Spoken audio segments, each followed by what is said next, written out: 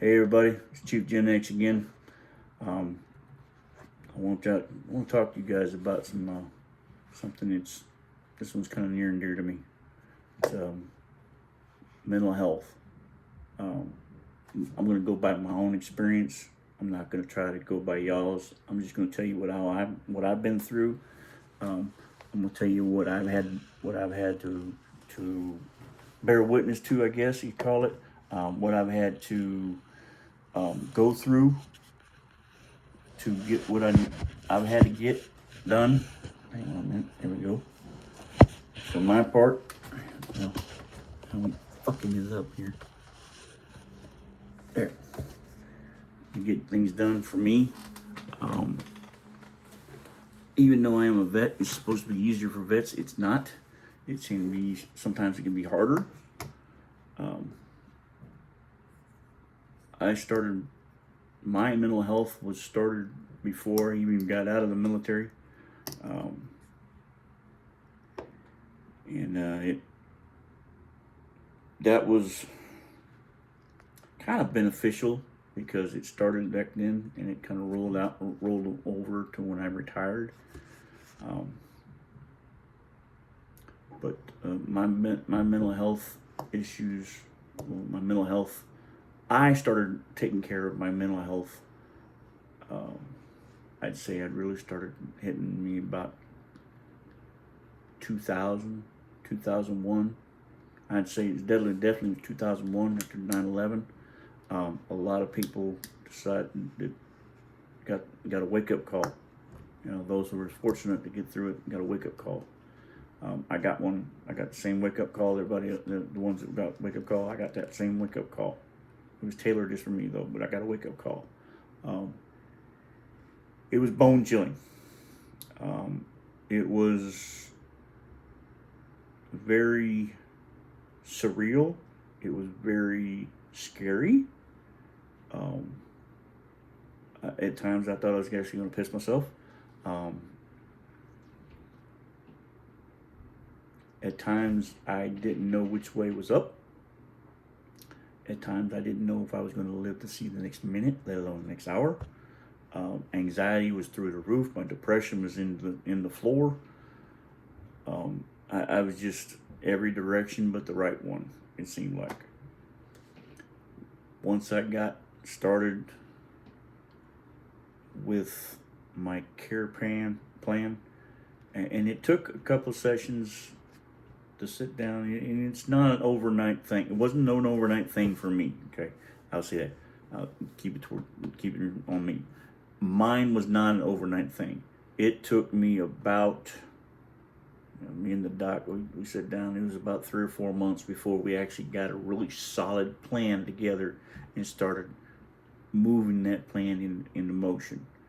And and I thought we were dragging our feet. And it was just, I look back at it now and I was just like, wow, that was pretty quick. I've talked to people they're like a year into it and they haven't got a really solid plan because things change and this, that, and the other. I was very fortunate. My plan with my counselor, it moved forward pretty quickly. Like I said, 3 or 4 months, we had the medications was sorted out. At that time, medications were sorted out, the levels were sorted out. My counseling times and the frequencies had been kind of sort of sorted out. I had an open door type of thing with the doc. When you're active duty, you get a little bit more leeway. You can walk up to the doc and, hey, I really need to talk before I start strangling some bitches. I would talk like that. I'd walk up to the doc and say, look, as a military police officer, I'd walk up to the doc and say, look, if I don't get to talk to somebody, I'm about to jack them up, fill them full of fucking holes. And then I'd be like, whoop, go ahead, chief, come on, you want to talk. Yeah, I'd use that. I'd use the shit out of that if I needed to, but only when I needed to. It's something that I had that advantage as an active duty person, and I could do that. So there was times where I was on that couch, so to speak. I was on the couch 3 or 4 times a week, and I didn't care. I wanted. There was times I wanted to stay on that damn couch all day long. I didn't go back to work. I was scared to. I didn't think I could do my job anymore.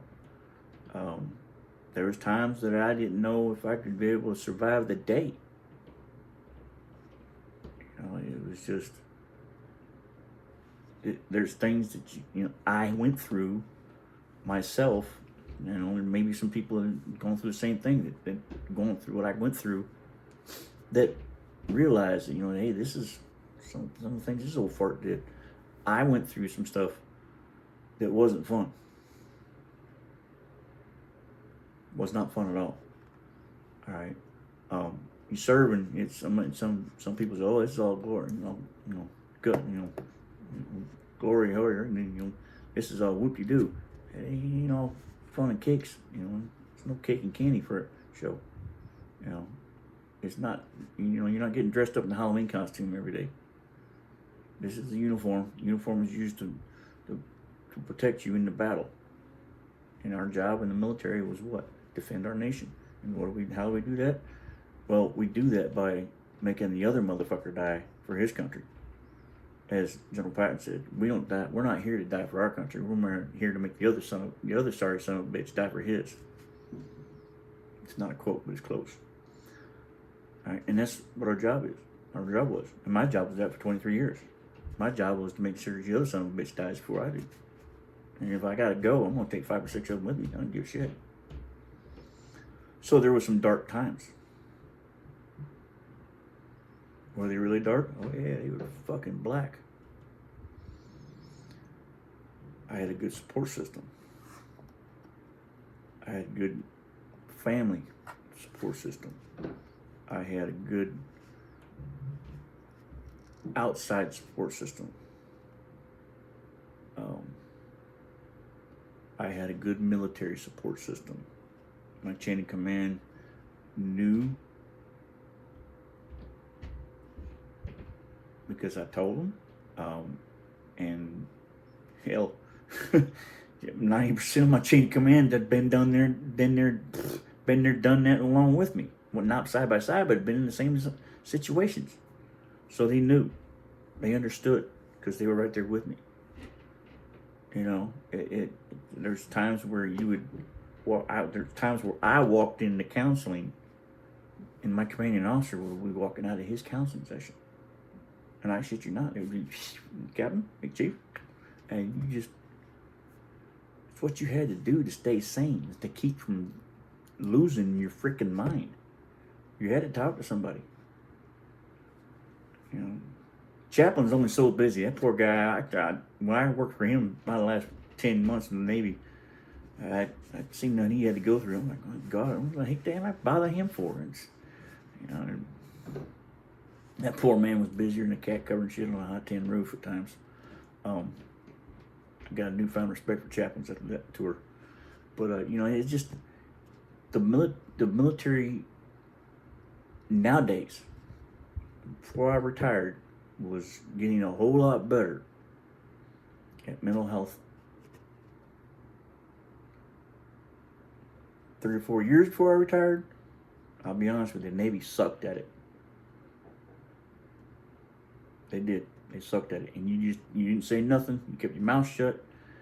You went in there and did your job, and you come back home. Try to keep as sane as possible out of her. But times have changed. Things move around. People had started, things that started happening. Unfortunately, bad things started happening to some veterans, even some active duty personnel, that changed that dynamics and changed that environment, thankfully. And I'm one of the people that benefited from that. I know there's thousands and thousands more that benefited from it as well. I'm not the only fool out there that went batshit crazy at times. But I'm talking about this fool right here, right now, though. I know that I was in a very dark spot. Very dark spot. I know the only way to get out of that dark spot for me was to go through what I had to go through. I went to the appointments. We talked about medication. We tried the medication. I switched medication at least 5 times in that first 3 months before we got the medication right, and then the dosage of medication. All right, then we tried the dosage. The dosages was the right meds. We just got to get the dosage right. That took another 2 or 3 months after that. So it was about 6 months when everything was finally settled out. Right. And anybody who's been through this will tell you, is like I'm gonna tell you right now. Anytime you change your medication, you don't get to change. I didn't get to change my medication until everything was fine for at least 6 months straight. They wouldn't let me change my meds until my whole situation, my situation, my life situation, my work situation had been status quo for at least 6 months, at least 181 days. And after that, they talked to me about it. We wouldn't say, okay, here you go, Chief, we're going to change your meds. No. Okay, how does do this? And we'd sit on the couch and we'd do this for 2 or 3 hours. And it wasn't all at once, but we'd do 3 or 4 weeks later. Okay, yeah, let's change the meds and see this happens. A little long and prolonged and drawn out, but that was the way you did it. Because they had taken a smack in the face and a kick in the nuts, basically, from all of us who had said, hey, we need this help. You're not helping us. You got your vets who was beating up the military, beating up the VA. You got his active duty guys who are sitting there going, man, I'm glad somebody's saying something. And when they started asking us active duty personnel at the time, we're like, hell yeah, we need some help. We're going crazy over here. Hello, motherfucker. So it got better. For me, it did. I know it got better in general for folks. It's center. It's a good thing. Unfortunately, bad things to happen for good things to start happening. When I went to retire, it was scary because I was like, you got 1,000 things going through your mind going retirement, and the last thing on my mind was, my medication going to stop? Do I have to go see another counselor? Do I have to start all over? I mean, that's the last thing I wanted to hear as a person who's going through mental health issues, is going through counseling. I got to start with a new counselor because then I got to start all over. I know I've been through enough counselors where I had to start all over and telling the whole damn stories all over again, and that shit got freaking obnoxious, and it was like, fuck, dude. Don't you take notes and put them in your notebooks? No, they don't. They can't. You can't put that shit in your medical record. They make notes, but they can't put down what you talk. Write down everything what you said. I know they couldn't keep up with me. Once I got where I could talk to someone, a counselor that I was comfortable with, they couldn't shut me up sometimes. And I know some of y'all thinking, I can't shut you up now, motherfucker. Okay. All with love. But I go through now. Every time I get a new counselor, I had one a couple years ago. She was great. And I'm telling myself, because I should be back in counseling and I haven't been. And the VA's been tapping on my shoulder. Even I'm bad for it now. I need to go, but I'm like, I need that kick in the ass. Once I get into it, once I get back into it, I'm okay. But getting back into it, I'm like, okay, fine. And then I'm okay. But I guess I don't know if I'm like anybody else, but I was just like, do I really want? I drag my feet. Not procrastination. I just drag my feet. But once I'm in there, I'm like, okay, let's do this. Let's knock it out. But yeah, it's for me, it's been a roller coaster, and I hate roller coasters. You won't catch me on a roller coaster, but this has been a roller coaster, and sometimes it's been a self-induced roller coaster. I won't lie. Like I said, I've gone 2 years now without a counselor. It's my own self-induced roller coaster. I'm on that downhill slide, and I gotta come right back up. As soon as I get a counselor, I gotta come chug, right back up that big ass hill. And I gotta go up there fighting and scratching and clawing and kicking and screaming. I know what's coming. I don't like it, but I gotta do it. Because if I don't, I ain't worth the shit to myself, let alone anybody else. And that's one thing I've learned. And if you got any ideas of doing it, you got anything you're on the fence about this, first thing you need to think about is this right here. You do this for yourself. You do not do this for anyone else, because you're not going to put your whole heart into it. You do this for yourself, and in yourself, you will feel so much better. So much. And this is a testimonial I'm telling you right now. And I started doing this for me, not nobody else, not my daughters, not my son, not my grandkids. God, I got enough of them. You know, not my mama. God love her, I love her to death. You know, my brothers, none of them. Not even my sister. You know. Sorry, sis. I had to do this for me. Okay, for me. And once I started doing this for me, it's like when I quit drinking. When I did it for me, I did it for me, and it was like day and night. It was like day and night. It's like someone turned the nightlight on in this pitch black room, and there was a light at the end of that tunnel. And I went clawing and scratching and climbing and crawling, and belly crawling, whatever it took to get to that damn light. And it kept getting brighter every time I took a step. So I'm going to say this much is before I get out of here, is if this old dog can do it, and I'm dumb as a fucking brick at times, and I'm hard-headed as a damn mule is long. You know, I'm a damn hard-headed mule. But if I can do this sumbitch, y'all can. I know y'all can. I don't care if you're military or not. Mental health should be number one. Because mental health affects your regular health. It affects everything about you. Okay? This affects this. And boy, does it ever. It affects this to the point where I have AFib now. I have a permanent pacemaker because the stress and the depression that I had so bad, it caused this to go skyrocketing. We'll talk about that later on too. That AFib, woo, that's some nasty shit right there. It'll wake your ass up. And it's all caused because of stress, which is part of mental illness. Mental health is priority. It should be your priority like it's my priority. My girlfriend knows right now she's going through a bad time. And that poor woman, I love her to death. I swear to God I do. This woman is going through some rough times. But she knows. But she just keeps pushing, keeps plugging at it. And she's going to have to step on someone's neck to get a counselor. Because I don't understand what it is right here. We can't get a counselor when you need one. I don't fucking get it. It's irritating. So if you don't see me or hear from me for a few months, I might be somewhere where I'm not supposed to be. Who knows? I gotta get her some help.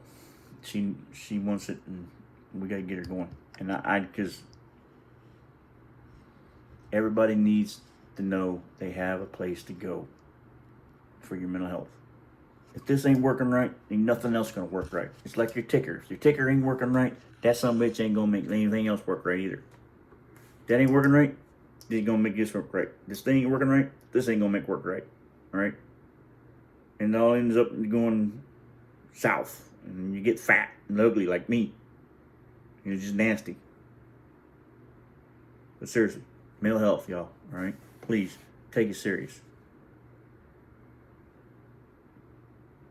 22 of my fellow vets every day. Or we get overcome by the demons. I can't have that. We can't have that. Mental health first. With that, I'll sign off. Chief Gen X is out.